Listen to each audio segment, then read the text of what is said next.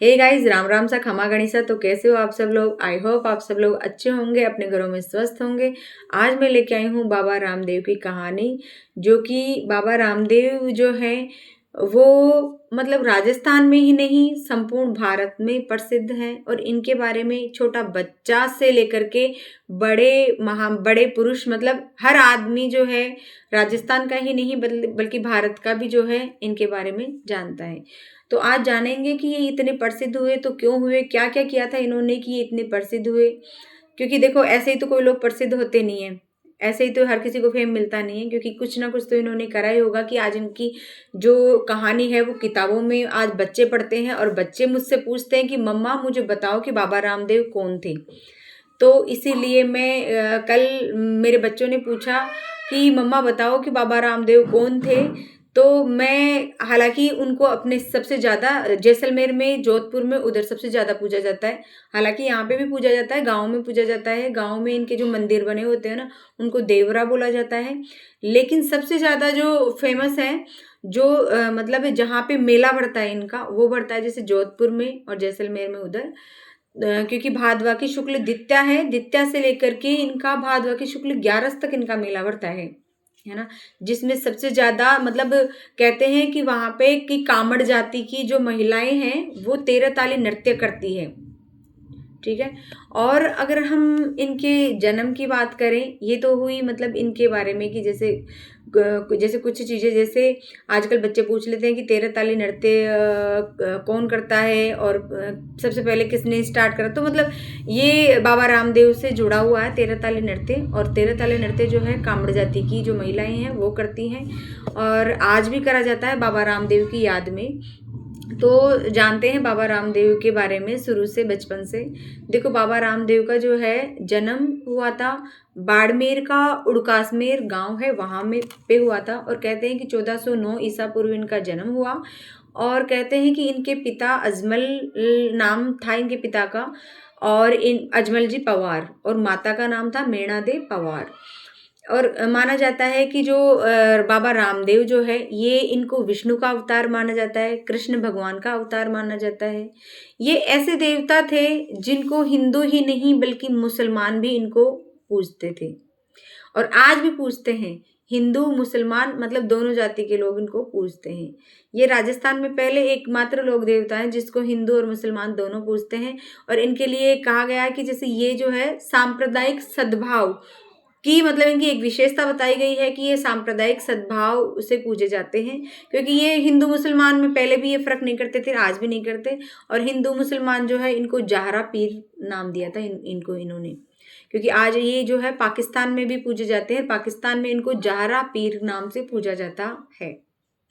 और ये अगर मैं बात करूँ राजस्थान में जो है सबसे ज़्यादा, तो मैंने बता ही दिया कि जैसलमेर और जोधपुर में सबसे ज़्यादा पूजे जाते हैं। मतलब रूणेचा नाम से, रूणेचा जगह भी है और रूणेचा नाम से भी इनको पूजा जाता है।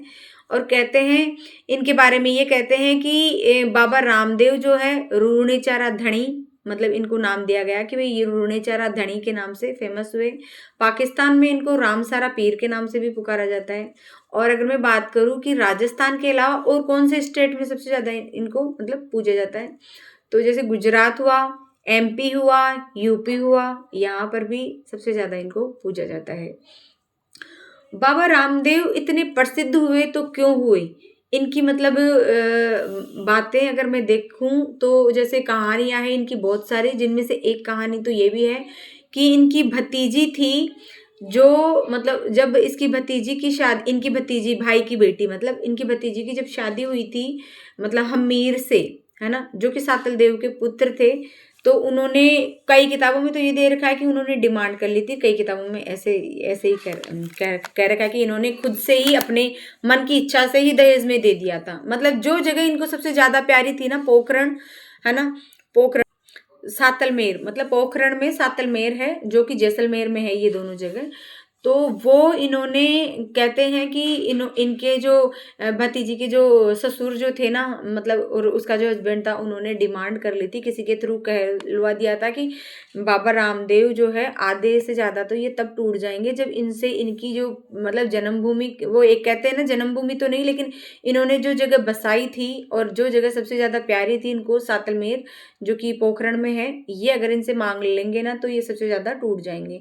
लेकिन जब इनकी भतीजी की शादी हो रही थी ना, तो इनके जो हमीर थे उन्होंने कोई डिमांड रख दी थी, तो इन्होंने भाई पूरा पोखरण, जो कि कितना बड़ा है आप भी समझ सकते हो, इनका खुद का एक एक मान लो एक उस टाइम का, उस जमाने का, तो इनका खुद का एक राज्य था जहाँ के ये शासक माने माने जाते हैं।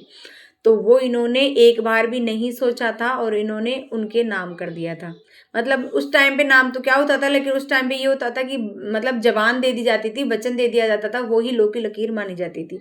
तो इन्होंने उनके मांगने पर अपनी भतीजी को वो जो सातलमेर पोखरण है ना, वो दहेज में दे दिया था। तो आप सोचो कि ये कितने बड़े दानी होंगे कि इन्होंने अपना मतलब पूरा साम्राज्य जो है वो मतलब पूरा का पूरा दान में दे दिया, और फिर वहां से ये इन्होंने अपनी शुरुआत करी। इन्होंने जो रामदेवराज नाम की जो जगह है ना, वो इन्होंने फिर बाद में बसाई थी, जहां पर उन्होंने मतलब एक राम सरोवर तालाब है रुणीचा के अंदर, वहां पर इन्होंने लंबे टाइम तक जैसे संघर्ष करा। और ये ऐसे देवता है कि इन्होंने जीवित समाधि ले ली थी पानी के अंदर, मतलब वहां पे राम सरोवर तालाब है जिसके अंदर इन्होंने मतलब समाधि ले ली थी। मतलब एक होता है ना कि जैसे भगवान में इनकी इतनी आस्था थी कि ये लोगों के कल्याण के लिए इन्होंने ये सब इनको करना पड़ा। इनकी माता मतलब इनकी माता का नाम मेणा दे था और पिता का नाम अजमल जी पवार था। ये पवार वंश से माने जाते हैं, इनके बारे में कहा जाता है कि ये पवार वंश के थे, है ना। और इनकी जो पत्नी थी वो नेतल दे थी, मतलब जो अमरकोट का जो राजा था मतलब दलेल सिंह, उनकी पुत्री थी नेतल दे।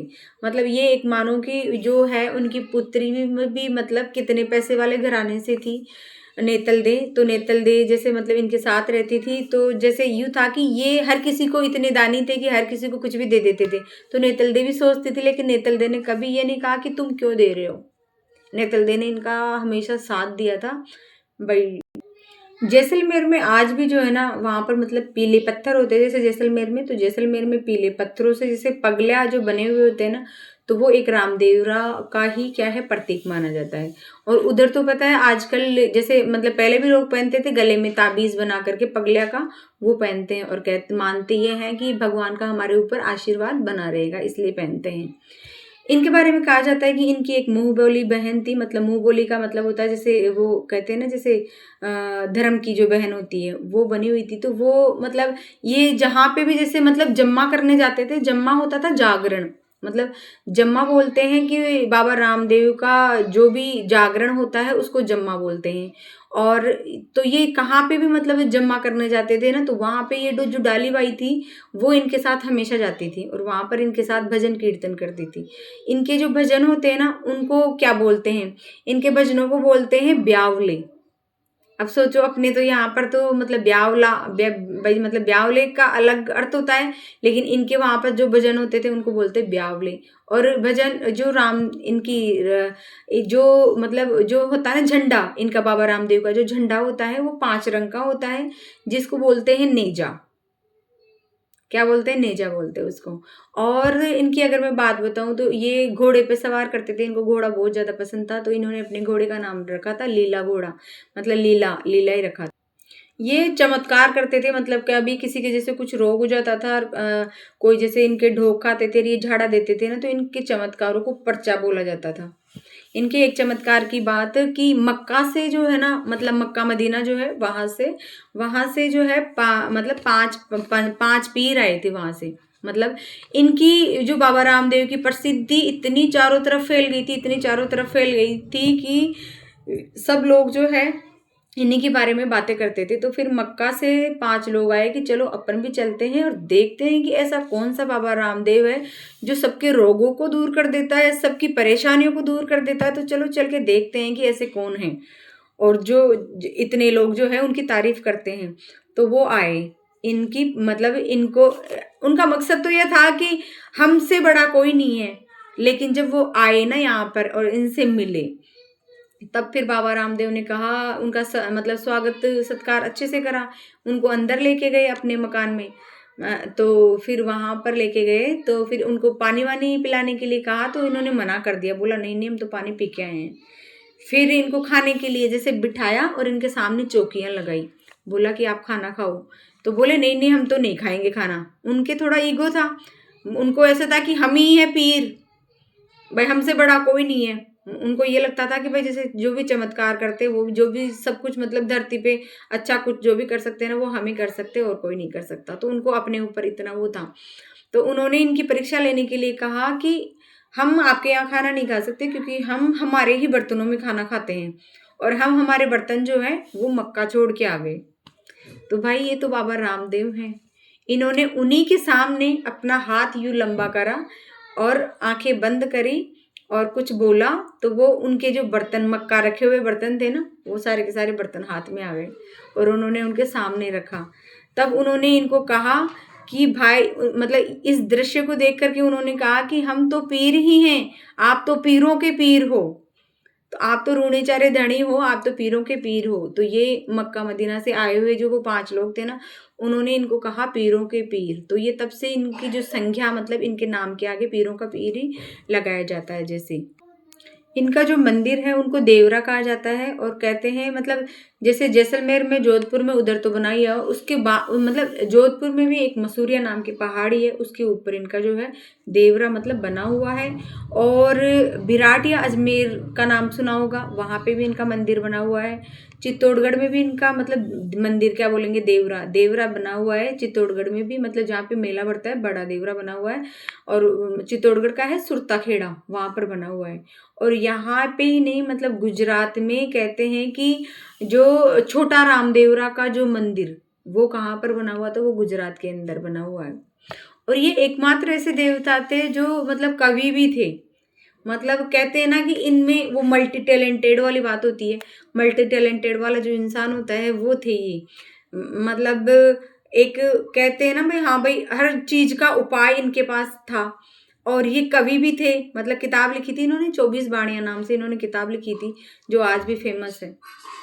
और डोलीबाई जो है वो इनकी मतलब उनके बारे में भी इन्होंने सब कुछ बताया हुआ था कि जैसे सबने साथ छोड़ दिया था, लेकिन डोलीबाई जो है वो एकमात्र ऐसी महिला थी जिन्होंने मतलब इनका पूरी जब तक ये जिए ना तब तक इन्होंने इनका साथ दिया था। और ये इनको इतना बुरा लगा था जब इन्होंने समाधि ली थी ना, जल समाधि, तो डोलीबाई को यूँ था कि भाई मैं मेरे भाई के बगैर जी नहीं सकती। तो इन्होंने पहले कह दिया था कि भाई मैं इस दिन समाधि लूंगा, रोने चाबू राम सरोवर तालाब है ना उसके अंदर। तो जो डालीबाई थी ना, इन्होंने इनसे एक दिन पहले जल समाधि ले ली थी। और वहां पर आज भी ना, मतलब रूणेचा में वहां पर इनका खुद का डालीबाई का मंदिर भी बना हुआ है, और बाबा रामदेव का जो मंदिर नहीं बोल सकते, देवरा जो है वो बना हुआ है। तो ये है बाबा रामदेव की स्टोरी। आपको कैसी लगी? Please like share and comment ज़रूर करें। थैंक यू सो मच, धन्यवाद।